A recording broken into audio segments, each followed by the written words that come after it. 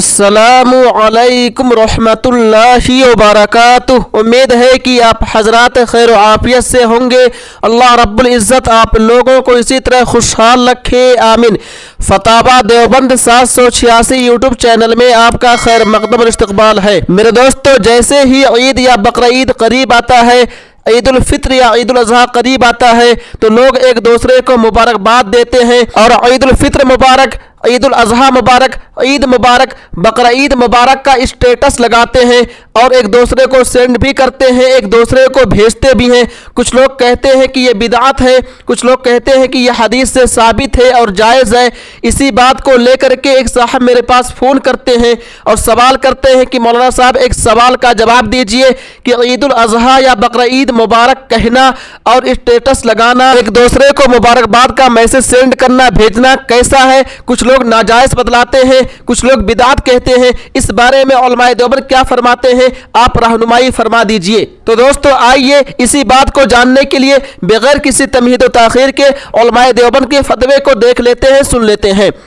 सवाल, एक दूसरे को ईद उल अजहा की मुबारकबादी देना, ईद उल अजहा मुबारक स्टेटस लगाना कैसा है?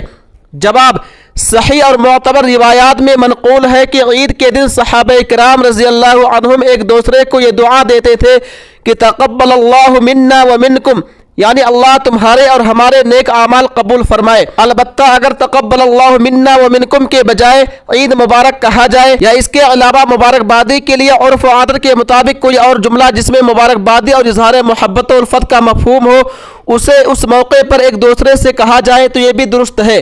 अल्लामा तहतावी रहमतुल्लाह अलैह और अल्लामा शामी रहमतुल्लाह अलैह फरमाते हैं कि शाम और मिस्र के इलाकों में ईद मुबारक कहने का रवाज है। ये भी मशरूइयत व इस्तिहबाब में तक़ब्बल अल्लाहु मिन्ना व मिनकुम के हुक्म में है, इसलिए कि ईद की मुबारकबाद देना ईद के दिन के बाबरकत होने की दुआ देना है। तो जिस तरह आमाल सालिहा की कबूलियत की दुआ देना जायज़ और मुस्तहब है, इसी तरह जिस दिन आमाल कबूल हो उस दिन की आमद पर भी बरकत की दुआ देना जायज़ और मुस्तहब है।